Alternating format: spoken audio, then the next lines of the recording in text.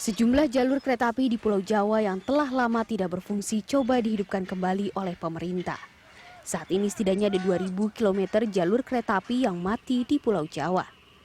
Meski demikian, tak semua dari 2.000 km itu yang akan dihidupkan kembali. Beberapa aspek menjadi pertimbangan jalur mana yang akan dipilih untuk dihidupkan kembali, di mana salah satunya adalah aspek ekonomi. Sementara itu, sejumlah hal yang menjadi kendala reaktivasi jalur kereta api saat ini adalah banyaknya jalur yang telah berubah fungsi, baik sebagai jalan raya maupun perumahan warga. Walau reaktivasi jalur kereta merupakan kebijakan yang baik, namun sejumlah hal patut menjadi pertimbangan dalam pelaksanaannya. Selain harus mampu meminimalkan biaya reaktivasi, pemerintah juga patut mempertimbangkan sejumlah pembangunan jalur alternatif guna mengatasi kendala yang ada. Ya, kan seperti apa teknis pelaksanaan reaktivasi jalur kereta api serta aspek apa saja yang akan menjadi pertimbangannya. Untuk membahasnya telah hadir di studio pengamat transportasi Ellen Tangkudung serta lewat sambungan telepon Dirjen Perkeretaapian Kementerian Perhubungan Hermanto Dwiatmoko. Selamat siang Ibu Ellen. Selamat siang. Selamat siang juga saya ucapkan kepada Pak Hermanto. Selamat siang. Selamat siang, Mas. Ya, Pak Hermanto, mungkin Anda bisa menjelaskan kira-kira ini rencana reaktivasi jalur kereta api ini akan seperti apa, Pak Hermanto? Baik, terima kasih. Ini memang cukup banyak sekitar yang seperti diberitakan tadi juga cukup banyak yang masih tertutup dan belum diaktifasi. Jadi kami lakukan bertahap. Jadi pertama kami sudah melakukan yang jalur antara Kali Sidoarjo, ini sebentar lagi akan dioperasikan. Demikian juga antara Solo Wonogiri. Ini sudah selesai dan dalam bulan Oktober ini akan dioperasikan. Kemudian yang berikutnya lagi sedang dalam pembangunan kembali adalah antara Kedung Jati Tuntang ke Karawang itu. Ini yang akan kita anukan. Kriterianya adalah tempat-tempat yang secara umum diperlukan, dalam arti kata masih kurangnya angkutan jalan misalnya ya, maka diperlukan kereta api. Demikian juga nanti daerah-daerah Jawa Barat sedang kita pelajari misalnya antara Bandung Tanjung Sari nanti mungkin tersambung sampai ke bandara yang baru di Majalengka seperti itu. Baik, ini seberapa panjang Pak Hermanto yang mau direaktivasi kembali sebetulnya? Karena ini segmen-segmen, jadi ada misalnya antara Kali Sidoarjo itu kurang lebih 20 km, kemudian antara Kedung Jati sampai dengan Tuntang itu juga sekitar 30 km, jadi sepotong-sepotong begitu, Mas. Jadi belum tahap ya.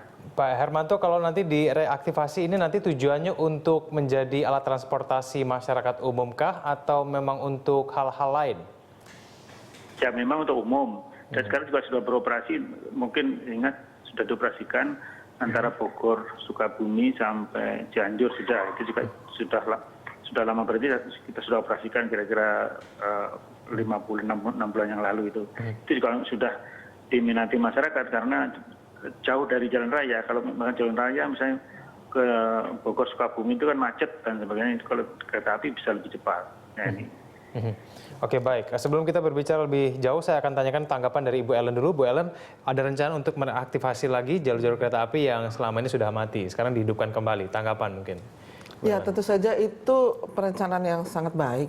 Karena bayangkan mati artinya tadinya ada, dan ada itu dibangun zaman Belanda.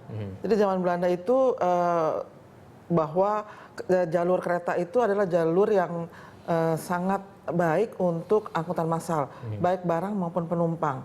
Makanya banyak dibuat, kemudian dengan perkembangan seakan-akan jalan raya lah yang utama. Nah itu kalau keuntungannya mengaktifasi rel kereta yang sudah mati adalah tidak melakukan pembebasan lahan. Karena di jalur itu sudah ada rel, tapi mungkin tertutup tanah, tidak difungsikan. Tinggal dilakukan perbaikan saja tadi istilahnya ya, reaktivasi. Nah penyesuaian selanjutnya pasti harus dilakukan karena tadi pertimbangan ekonomi, pertimbangan harus ada stasiun, harus ada persilangan dengan jalan raya. Ya. Tapi itu jauh lebih mudah daripada membuat jalur baru. Jadi saya sangat setuju karena target kita, katakan targetnya Kementerian Perhubungan tahun 2030, 15 tahun lagi, itu kan sekitar 11 sampai 15% perjalanan itu seharusnya sudah melalui perjalanan penumpang, itu sudah melalui jalan kereta. Kemudian ada lagi jalur logistik. Pulau Jawa ini sudah sangat padat untuk jalur logistik. Jalan Raya Pantura itu sudah bukan main. Sehingga ada dua pilihan. Yang pertama yang sedang dilakukan adalah double track. Jadi membuat jalur ganda, baik utara maupun selatan. Yang kedua itu aktivasi rel-rel kereta yang memang tadinya ada, itu yang menurut saya sih itu sangat baik dilakukan. Baik, saya kembali ke Pak Hermanto. Pak Hermanto, lalu kriteria-kriteria apa yang digunakan Kementerian Perhubungan untuk memilih jalur mana yang direaktivasi, mana juga yang mungkin belum direaktivasi?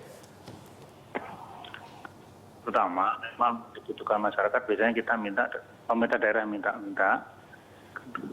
untuk biasanya itu yang jauh dari jalan raya, seperti yang saya sampaikan tadi, antara Bogor Sukabumi itu sampai Cianjur itu dari jalan raya kan jauh untuk penduduk sekitarnya.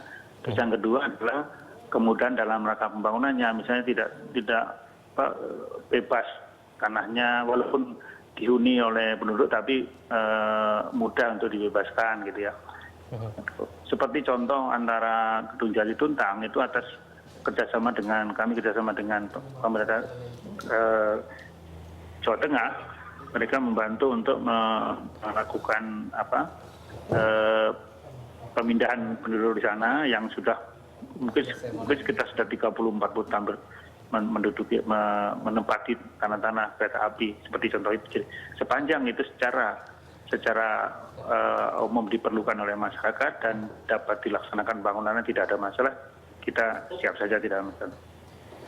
Baik, ke Pak Hermanto saya akan tanyakan lagi kemudian bagaimana dengan teknis dari reaktivasi ini. Usai jeda berikut, pemirsa jangan kemana-mana, tetaplah bersama kami di Jurnal Siang.